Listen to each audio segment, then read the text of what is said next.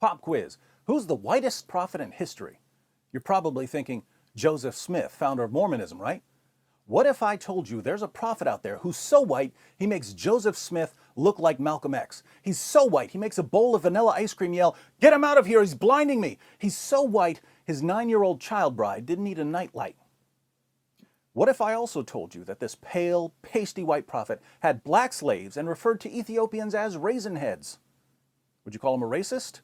Or would you give him yet another free pass because our expectations automatically drop to the floor whenever we discuss the Prophet of Islam?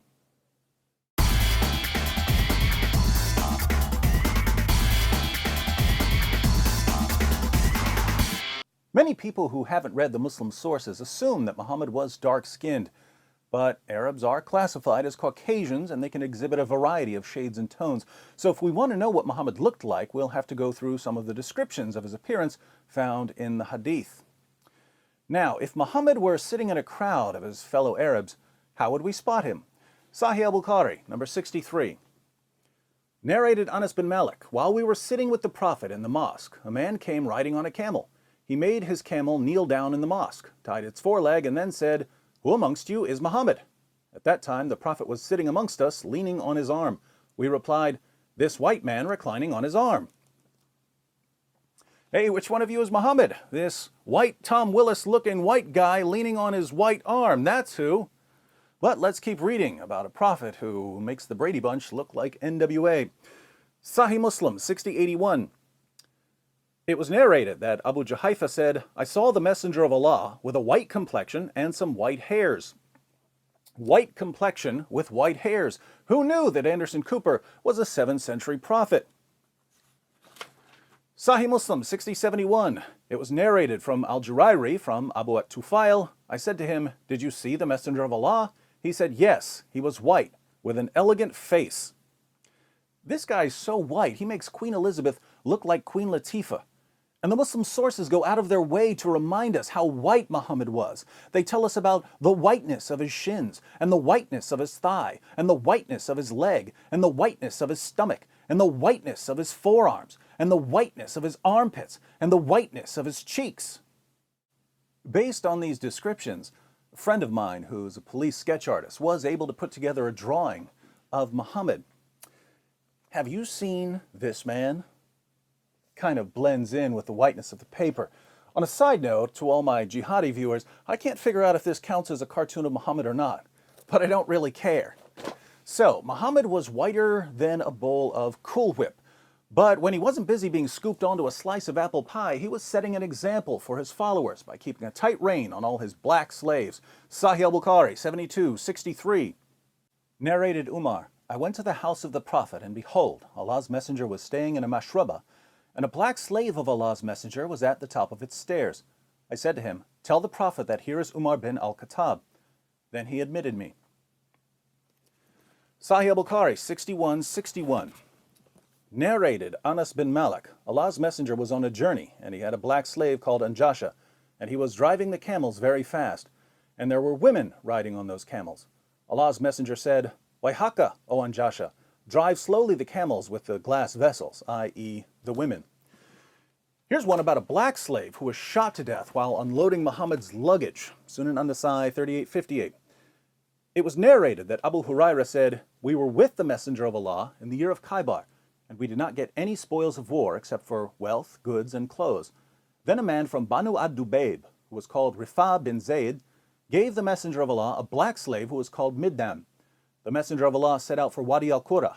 When we were in Wadi al-Qura, while Middam was unloading the luggage of the Messenger of Allah, an arrow came and killed him. The people said, 'Congratulations, you will go to paradise.' But the Messenger of Allah said, 'No, by the one in whose hand is my soul, the cloak that he took from the spoils of war on the day of Khaybar is burning him with fire.'" Just to clarify, Muhammad had sex with a 9-year-old girl, robbed caravans, and beheaded hundreds of Jews, but he's good. His black slave, by contrast, grabbed a cloak before the spoils were divided, so he's headed to hell. Welcome to Islam. In Provisions of the Afterlife, pages 30 to 31, Ibn Qayyim al-Jawziyya lists 28 of Muhammad's male slaves and 12 of his female slaves. Some of these slaves were black, some were not.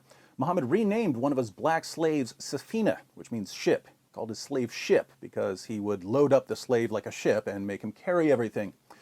Muhammad apparently thought that black slaves were worth less than Arab slaves, since he once traded 2 of his black slaves for an Arab slave he wanted to set free because the Arab slave had converted to Islam. We know that Muhammad had sex with his female slaves because he eventually got one of them pregnant. But don't worry, a white leader getting a slave girl pregnant is only creepy when Thomas Jefferson does it. Speaking of leaders, mindlessly obeying Muslim leaders was so important to Muhammad that when he wanted to emphasize obedience, he told his followers that they had to obey even the worst leader imaginable. We find Muhammad's worst case scenario in Sahih al-Bukhari 7142. Narrated Anas bin Malik, Allah's Messenger said, "You should listen to and obey your imam, even if he was an Ethiopian slave whose head looks like a raisin." Muhammad gives a similar example in Sahih Muslim 3138, where he commands his followers to obey their leader, even if he's a black slave with missing limbs. So the worst possible leader of a community of Muslims, according to Muhammad, would be a black slave. For the sake of clarity, I should point out that women are excluded from the hierarchy of possible leaders. Muhammad said that a nation will never be successful with a woman as a leader. But it gets worse. Muhammad tells his followers what Satan looks like in Ibn Asaq, page 243. The apostle said, "Whoever wants to see Satan, let him look at Nabtal ibn al-Harith. He was a sturdy black man with long flowing hair, inflamed eyes, and dark ruddy cheeks." Which one of you is the prophet? This white guy. What does Satan look like? That black guy. Now, how did a religion that was inaugurated by a white prophet who had black slaves and referred to Ethiopians as raisin heads and said that Satan looks like a black man ever get the reputation it has among African American Muslims today? Well, here in the West, there's a general atmosphere of ignorance about Islam. People don't know even the most basic facts about Muhammad and the Quran, and this allows Muslim preachers to say whatever they want about Islam because no one's going to correct them. So if a Muslim preacher is talking to a woman who's interested in women's rights, Muhammad was a champion of women's rights. If he's talking to someone who has a high regard for science, the Quran is a scientific masterpiece filled with miraculous scientific insights that were only verified centuries later. If he's talking to someone who's concerned about racial justice, Islam is the religion that liberates slaves and establishes racial equality. Absolute nonsense, but people convert to Islam because they believe what they're told and don't bother reading the Muslim sources to see if the preacher's story checks out. Now, to those of you who've bought this mess, to those of you who believed the Muslim preacher when he said, "Hey, if you really want to stick it to whitey, you need to convert to Islam," the religion of a white man who bought, sold, and traded African slaves and whose followers institutionalized black African slavery centuries before Europeans joined in, and who continue enslaving black Africans even today. If you fell for this, I say, and I say it again, you've been had. You've been took. You've been hoodwinked, bamboozled, led astray, run amok. This is what these white prophets with black slaves do. But now that you've seen what the Muslim sources say, now that you know you've been deceived, you have a choice. You can either leave Islam or you can continue serving a man whose descriptions in your most trusted sources make him completely indistinguishable from the Pillsbury Doughboy and whose teachings legitimized race-based slavery for 14 centuries. Just remember that if you continue honoring a slave trader who's about as dark as the cream filling of a Twinkie and who had black slaves and called Ethiopians raisin heads and said that Satan looks like a black man, you're not a freedom fighter or a social justice warrior or a champion of civil rights. You are the ultimate Uncle Tom. And in case you'd like to know how seriously they take Muhammad's whiteness in the Muslim world, I'll leave you with a quotation from Ash-Shifa, one of Islam's most popular and respected books on Muhammad's life and teachings.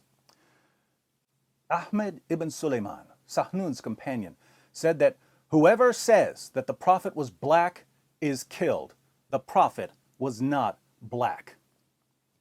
Calling Muhammad a black man was a death penalty